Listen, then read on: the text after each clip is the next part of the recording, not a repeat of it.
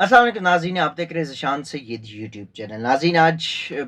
दो इश्यूज़ पर बात करेंगे, बल्कि तीन इश्यूज़ पर बात करेंगे।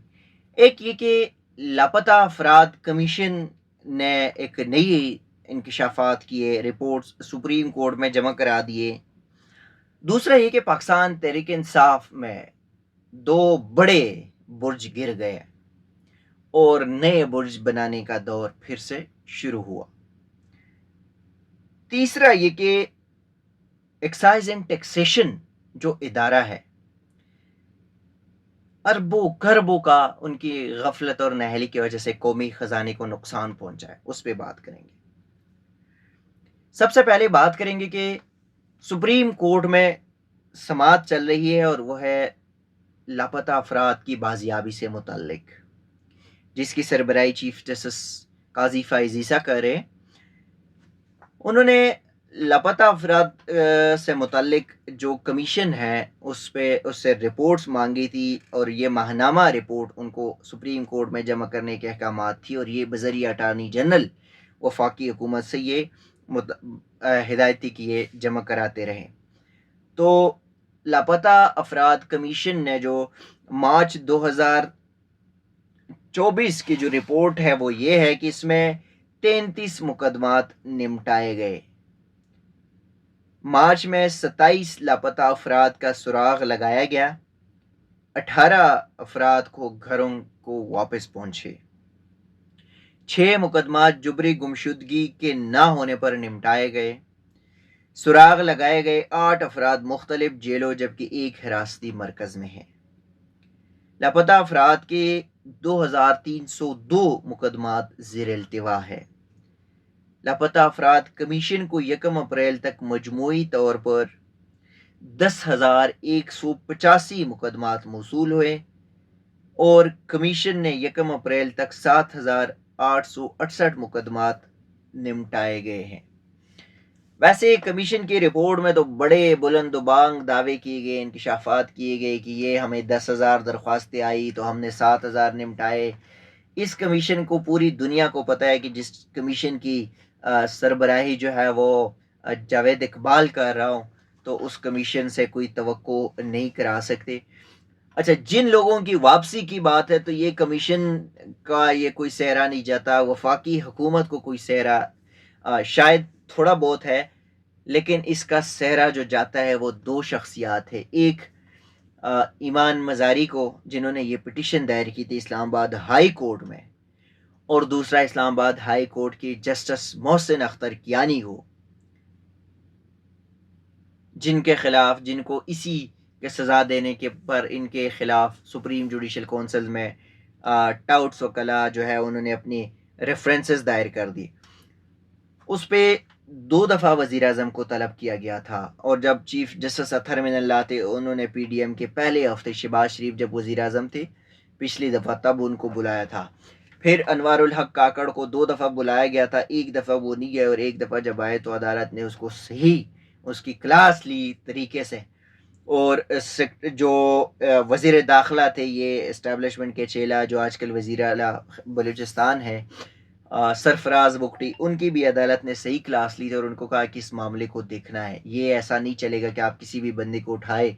और बस आपकी मर्जी है, अदालतों में पेश ना करें।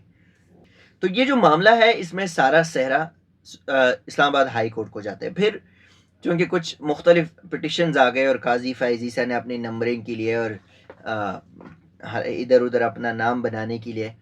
एक सुप्रीम कोर्ट में समाअत शुरू की कुछ दरख्वास्तों पर, और ये ख़ासकर एतजाज़ अहसन की दरख्वास्त थी।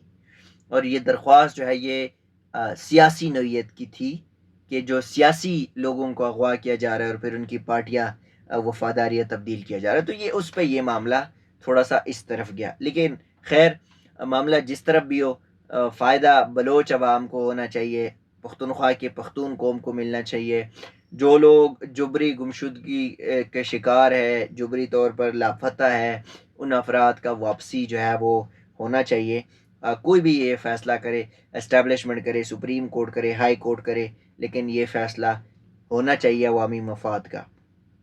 दूसरी जानिब पाकिस्तान तहरीक इंसाफ के कुछ जो जब क़यादत पीछे थी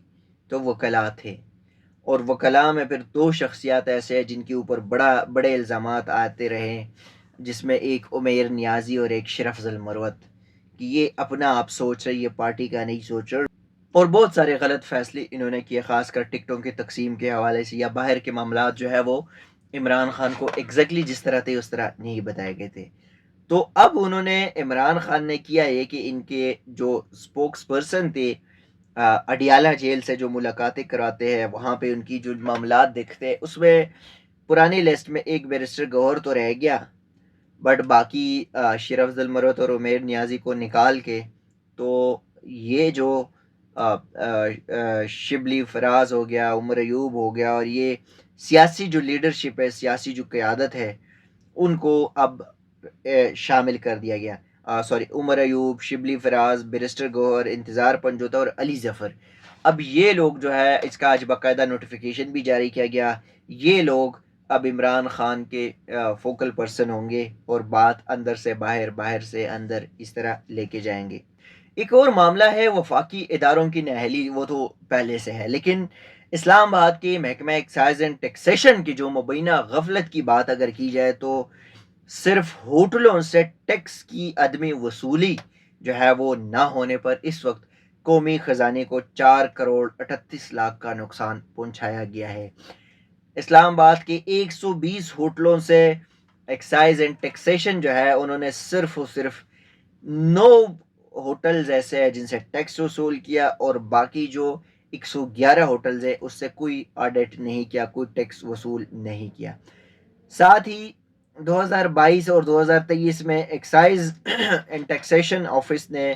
اسلام آباد کی انتظامیہ نے بیڈ ٹیکس 48,49,75,847 روپے کی وصولی کی تھی، اور آئی پی سی کی وزارت نے جو ہے وہ کیا تھا، سیاحتی خدمات کے رجسٹریشن کے ریکارڈ کے مطابق 120 ہوٹل جو ہے وہ کام کر رہے ہیں، مجموعی ہوٹلوں میں 98 جو ہے وہ 1 سٹار ہے، 10 ہوٹل وہ 2 سٹار ہے، 8 ہوٹل 3 سٹار ہے، اور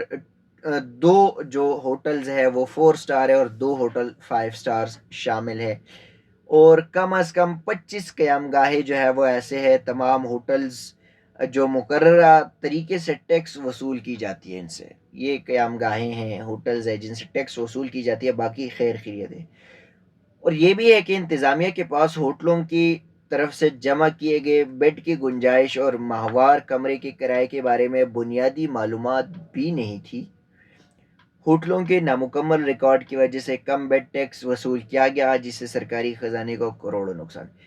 اچھا، ہوٹل مالکان آپ کے ساتھ 2 نمبری کرے، اور آپ اتنا ہی نہیں ہے کہ آپ جا کے وزٹ کر لیں، آپ ان کے رجسٹر چیک کریں، آپ پراپر جو ہے نا وہ ایک خفیہ کوئی آپریشن کرے تاکہ پتہ چلے، لیکن نہیں، کام جو ہے وہ کون کرے گا، کان کون ہلائے گا کسی کا؟ بس ہر بندے کو سرکار نے تنخواہ دی ہے، گاڑی مراعات سارا کچھ مل رہا ہے، باقی گیا قومی خزانہ بھاڑ میں، قومی خزانہ گیا تیل لینے، ان کے تنخواہیں آتی ہے یہ سرکاری افسران کی، بیوروکریسی کی، باقی ان کا کوئی، اور ان کے گھر کے جو راشن وغیرہ کچن چلتے رہے، باقی سرکار کا کیا کرنا ہے۔ یہ بھی ہے کہ محکمہ ایکسائز اینڈ ٹیکسیشن نے 800 روپے فی نمبر پلیٹ کے حساب سے مالکان کو گاڑیوں کے نمبر پلیٹس جاری کی۔ 800 روپے پہ سرکاری نمبر پلیٹ، جب آپ اپلائی کرتے ہیں تو وہاں سے آپ کو جو ہے نا وہ میرے خیال میں اراؤنڈ 1500 یا 2500 لیتے ہیں، اور یہاں پہ یہ سین ہے۔ تو یہ صرف ایک ادارے کی بات نہیں ہے، ایسا کون سا ادارہ نہیں ہے جس نے اس ملک کا بیڑا غرق نہیں کیا، ایسا کون سا بیوروکریسی کا کوئی افسر ہے جو دیندار ہو، وفادار ہو، ایماندار ہو، مخلص ہو اس ملک کے ساتھ؟ نہیں، ایسا پوائنٹ سم تھنگ آپ کو مل جائے گا، 99.9% جو ہمارے ادارے ہیں، جو بیوروکریسی ہے، وہ کرپٹ ترین ہے، اور ان کی ان فیصلوں اور نااہلی اور مبینہ غفلت کی وجہ سے اس ملک کا یہ حال ہو گیا ہے۔ ناظرین، اب تک کے لیے اتنا ہی، دعاؤں میں یاد رکھیے گا، اپنا ڈھیر سارا خیال رکھیے گا، اللہ حافظ۔